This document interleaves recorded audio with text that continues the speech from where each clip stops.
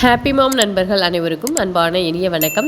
இன்றைய பதிவில் வயதில் மூத்தவர்களுக்கு மட்டும்தான் குரட்டை ஒரு பிரச்சனையாக இருந்தது. ஆனால் இப்போது சாதாரணமாக ஒரு 35 வயசை கடந்துட்டாலே எல்லாருக்கும் குரட்டை வர ஆரம்பிச்சிருச்சு. ஆக வயது வரம்பு இல்லாமல் எல்லாருக்கும் வரக்கூடிய இந்த குரட்டைங்கிறது என்ன? இது எப்படி வருது?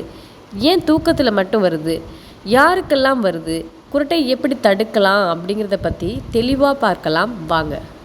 இரவில் ஆழ்ந்த தூக்கமின்றி தவிப்பவர்கள் பலர். அப்படியே தூக்கம் வந்தாலும் அந்த தூக்கத்தையும் நம் பக்கத்தில் படுத்து குரட்டை விட்டு நம்மை தூங்க விடாமல் அலறி எடுத்து ஓட செய்பவர்களும் இருக்கிறார்கள். என் கணவர் அல்லது மனைவி விடும் குரட்டையால் நான் தூக்கத்தை தொலைத்து நிற்கிறேன் என்று விவாகரத்து கேட்டு நீதிமன்றம் சென்றவர்களையும் செய்திகளின் வழியே பார்த்துருக்கிறோம், கேட்டிருக்கிறோம். குரட்டை விடுவதால் நம் தூக்கம் மற்றும் பக்கத்தில் படுத்துறங்கும் பிறர் தூக்கம் கெடுவதோடு உடல் நலமும் பாதிக்கப்படுது. இப்போ உள்ள இந்த மெஷினரி வாழ்க்கை முறையில் தூங்குவதற்குன்னு ஒரு குறிப்பிட்ட நேரத்தை நம்மேல் பலரால் ஒதுக்க முடிவதில்லை. ஒரு காலத்தில் உலகம் இரவில் ஓய்வெடுக்கும் பழக்கத்தை கொண்டிருந்துச்சு.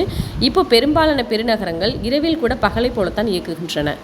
தூங்க வேண்டிய நேரத்தில் தூங்காத போது உடலே களைப்படைந்து ஓய்வை தேடுகிறது. இதன் விளைவாக அரைகுறை தூக்கமும் வருது. அதனால தான் குரட்டையும் வருது. அமெரிக்காவில் நடந்த ஒரு ஆய்வில் 165% வாகன விபத்துகள் இரவில் தூங்க சிரமப்படுவதால் நடந்திருப்பதாக தெரிய வந்துள்ளது.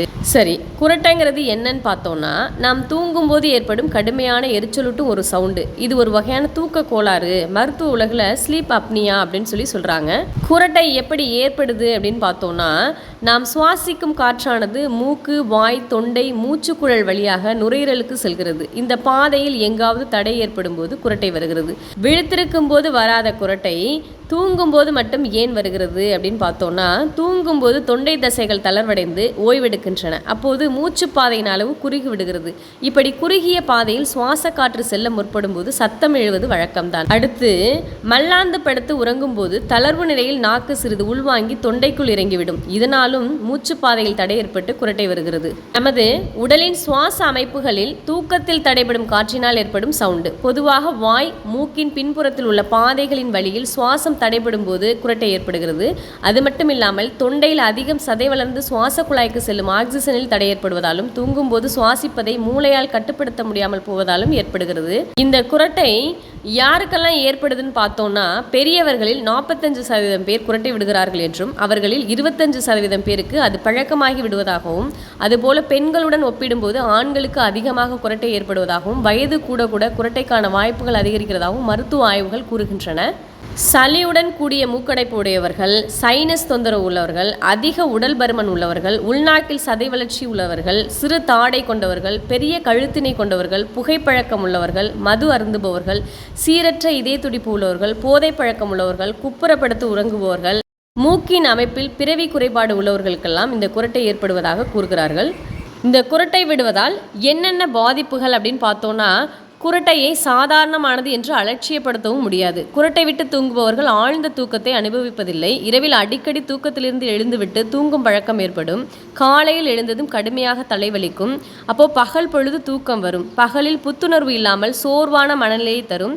இதனால் வேலையில் கவனக்குறைவு, மன உளைச்சல் ஏற்பட வாய்ப்புள்ளது. குரட்டை விடுவதால் நமது முக்கிய சுவாச உறுப்பான நுரையீரலுக்கு கூடுதலான பணி ஏற்படுவதால் நுரையீரல் பலவீனம் அடைகிறது. இதனால் ஆயுட்காலம் குறைய வாய்ப்புள்ளது. இந்த குரட்டை விடும் பழக்கம் நீடிக்கும் போது இரத்த அழுத்தம் அதிகரிக்கும், இதய நோய் பிரச்சனைகள் ஏற்படும், மூளை பாதிப்பு ஏற்பட்டு மறதி பிரச்சனைகளும் கைகொத்து கொள்ளும். சிலருக்கு மூச்சு திணறல் ஏற்பட்டு சமயத்தில் மரணம் கூட நிகழலாம். 4 இதய நோயாளிகளில் 3 பேருக்கு குரட்டை விடும் பிரச்சனை இருக்கிறதாம். வாயை மூடிக்கொண்டு குரட்டை விட்டால் நாக்கு காற்று செல்லும் பாதையில் பிரச்சனை இருக்கலாம். வாயை திறந்தபடி குரட்டை விட்டால் தொண்டையில் இருக்கும் திசுக்களால் பிரச்சனையாக இருக்கலாம். சரி, இந்த குரட்டையை எப்படி தடுக்கலாம் அப்படின்னு பார்த்தோம்னா, உடல் எடையை தடுக்க வேண்டும். உயரத்திற்கேற்ப உடல் எடை கொண்டு வருவதன் மூலம் குரட்டை விடுவது குறையும். குறிப்பாக 35 வயசை கடந்துருச்சுன்னா கழுத்து பகுதியில் அதிக எடை கூடியிருக்கும். கழுத்தை சுற்றி உள்ள அந்த கொழுப்பை முறையாக குறைக்கிறதன் மூலமாக குரட்டையை தவிர்க்கலாம். குப்புறப்படுத்தோ அல்லது நிமிர்ந்த நிலையில் உறங்குவதாலும் குரட்டை வர சான்சஸ் அதிகமாக இருக்குது. ஒரு பக்கமாக தலையை சாய்த்து திரும்பி படுத்தோம்னாக்க குரட்டையை தவிர்க்கலாம். தலையணையின் உயரத்தை கொஞ்சம் அதிகரிக்கலாம்.